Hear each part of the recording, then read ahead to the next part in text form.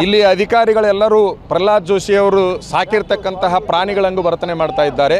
ನಾವೇನು ಕಾನೂನಿನ ವಿರುದ್ಧ ನಡ್ಕೊಂಡಿದ್ವಿ, ಕರೆಸ್ರಿ ಸರ್, ಕರೆಸ್ರಿ. ಅವ್ರನ್ನ ಕಾಪಾಡ್ತಾ ಇದ್ರೋ ನಮ್ಮನ್ನ ಕಾಪಾಡ್ತಾ ಇದ್ರಿ ನೀವು ಯಾರನ್ನ ಕಾಪಾಡ್ತೀವಿ? ಅಲ್ಲಲ್ಲ, ನಾವು ಅವ್ರನ್ನೇ ಕಾಪಾಡ್ತೀವಿ ಅಂತಂದ್ರಿ, ನಾವು ಅದ್ರ ಮುಂದೆ ನಾವು ಬೇರೆ ಮಾತಾಡ್ತೀವಿ. ಸ್ವಾಮೀಜಿ ಅವರು ಇದ್ದಾರೆ, ನಾವು ನಿಮ್ಮನ್ನ ಅರೆಸ್ಟ್ ಮಾಡಬೇಕಾಗತ್ತೆ ಅನ್ನುವಂಥ ಪದ ಬಳಸಬಾರದು, ಸೂಕ್ತ ಅಲ್ಲ. ಇವತ್ತು ಅಂತ್ಯಕಾಲಕ್ಕೆ ಸುಡುಮಗ ಹುಟ್ಟುತ್ತಾನ ಅನ್ನುವಂಥದ್ದು ಯಾವತ್ತು ಈ ಗುರುವಿನನ್ನು ಬಿಸಿಲಿನಲ್ಲಿ ನಡೆಸುವಂಥ ಷಡ್ಯಂತ್ರ ಮಾಡಿದಾರ ಅವರು ವಂಶ ನಿರ್ವಂಶ ಆಗ್ತಾ ಅನ್ನೋದು ನಾನು ಹೇಳಕ್ಕೆ ಇಷ್ಟಪಡ್ತೀನಿ. ಅವ್ರನ್ನ ಕರೆಯಾಗಿ ಕಳಿಸಿ ಅವ್ರ ಸ್ವಾರಿ ಕೇಳಿಸ್ತಾರೆ ನಮ್ಮನ್ನು, ಯಾಕೆ ಈ ರೀತಿ ನಮ್ಮನ್ನು ತೊಂದರೆ ಕೊಟ್ಟರು ಅನ್ನುವಂಥದ್ದನ್ನು ಎರಡರಾಗ ನೀವು ಯಾವ್ದಾರು ಒಂದು ಮಾಡಿ ಭಾಳ ಮಾತಾಡೋದನ್ನ ಕೇಳಿ. ದಿಂಗಾಲೇಶ್ವರ ಮಹಾಸ್ವಾಮಿಗಳು ಇವತ್ತು ಬೆಳಗ್ಗೆ 10 ರಂಭಾಪುರಿ ಕಲ್ಯಾಣ ಮಂಟಪದಲ್ಲಿ ಒಂದು ಸ್ವಾಮೀಜಿಗಳು ಮತ್ತು ಪ್ರಬುದ್ಧರು ಮತ್ತು ಹೋರಾಟಗಾರರು ಒಂದು ಮತದಾರರಲ್ಲಿ ಜಾಗೃತಿಯನ್ನು ಮೂಡಿಸುವ ಒಂದು ಮೀಟಿಂಗನ್ನು ಕರೆದಿರ್ತಾರೆ. ಅಲ್ಲಿಂದ ಏನು ನಡೀತು ಅನ್ನೋದನ್ನು ಶ್ರೀಗಳ ಮುಖಾಂತರ ತಿಳಿದುಕೊಂಡು, ಶ್ರೀಗಳ ಬೆಳಗ್ಗೆ ಏನಾಯ್ತು ರಂಭಾಪುರಿ ಮಠದಲ್ಲಿ? ನಾವು ಗುರು ವಿರಕ್ತರ ಸಾಧು ಸನ್ಯಾಸಿಗಳ ಸಭೆಯನ್ನು ಕರೆದಿದ್ವಿ.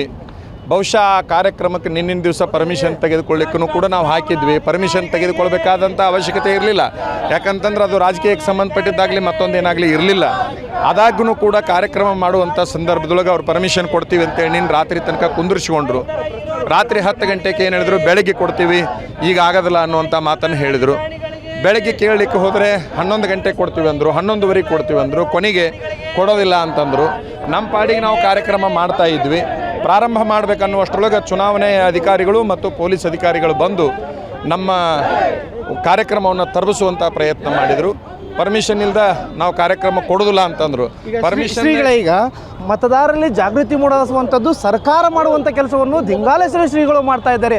ಆದರೂ ಕೂಡ ಇವರಿಗೆ ಮತದಾರರಲ್ಲಿ ಜಾಗೃತಿ ಮೂಡುವ ಕಾರ್ಯಕ್ರಮಕ್ಕೆ ಅನುಮತಿಯನ್ನು ಕೊಡ್ತಾ ಇಲ್ಲ ಅಂದರೆ ಯಾವುದೋ ಕಾರಣದ ಕೈವಾಡ ನಡೀತಾ ಇದೆಯಾ? ಇಲ್ಲಿ ಅಧಿಕಾರಿಗಳೆಲ್ಲರೂ ಪ್ರಹ್ಲಾದ್ ಜೋಶಿ ಅವರು ಸಾಕಿರ್ತಕ್ಕಂತಹ ಪ್ರಾಣಿಗಳಂಗೂ ವರ್ತನೆ ಮಾಡ್ತಾ ಇದ್ದಾರೆ. ಬಹುಶಃ ಕೇಂದ್ರ ಸರ್ಕಾರದ ಅಧೀನದಲ್ಲಿ ಕೆಲಸ ಮಾಡ್ತಾ ಇದ್ದಾರೆ ಅನ್ನುವಂಥ ಭಾವನೆ ನಮಗೆ ಬರ್ತಾ ಇದೆ. ಪ್ರಹ್ಲಾದ್ ಜೋಶಿ ಅವರ ದುರಾಡಳಿತಕ್ಕೆ ಇವತ್ತು ಮಠಾಧಿಪತಿಗಳ ಸಭೆಯನ್ನು ಏನು ನಡೆಸಿಕೊಟ್ಟಿಲ್ಲ, ಇದನ್ನು ಕೂಡ ಒಂದು ಸಾಕ್ಷಿಯಾಗಿದೆ. ಸ್ವಾಮಿಗಳೇ, ಈಗ ಇಲ್ಲಿಂದ ಏನು ಕಾರ್ಪೊರೇಷನ್ಗೆ ಹೋಗ್ತಾ ಇದ್ದಾರೆ, ಯಾವ ರೀತಿ ಯಾರಿಗೆ ಮನವಿ ಕೊಡ್ತಾ ಇದ್ದೀರಾ? ಏನು ಕಮಿಷನರ್ ಕೂಡ ನಾವು ಮಾತಾಡ್ತೀವಿ, ಯಾಕೆ ಇವೆಲ್ಲ ಹೀಗೆ ನಡೀತವೆ ಅಂತ ನಾವು ಕಮಿಷನರ್ನ ಕೇಳ್ತೀವಿ. ಇವತ್ತು ಒಬ್ಬ ಪೊಲೀಸ್ ಅಧಿಕಾರಿ ಪಾಟೀಲ್ ಅನ್ನುವಂಥವರು ಈ ಸಭೆಯನ್ನು ಉದ್ದೇಶಪೂರ್ವಕವಾಗಿ ಪ್ರಹ್ಲಾದ್ ಜೋಶಿಯವರ ಒಂದು ವಿಚಾರವನ್ನು ಇಟ್ಟುಕೊಂಡು ಪ್ರಹ್ಲಾದ್ ಜೋಶಿಯವರ ಮಾರ್ಗದರ್ಶನ ಮೇಲೆ ಇವತ್ತು ನಮ್ಮ ಮಠಾಧೀಶರ ಸಭೆಗೆ ಅಡ್ಡಿ ಮಾಡುವಂಥ ಷಡ್ಯಂತ್ರ ನಡೀತಾ ಇದೆ. ಇದನ್ನು ನಾವು ಖಂಡನೆ ಮಾಡ್ತೀವಿ.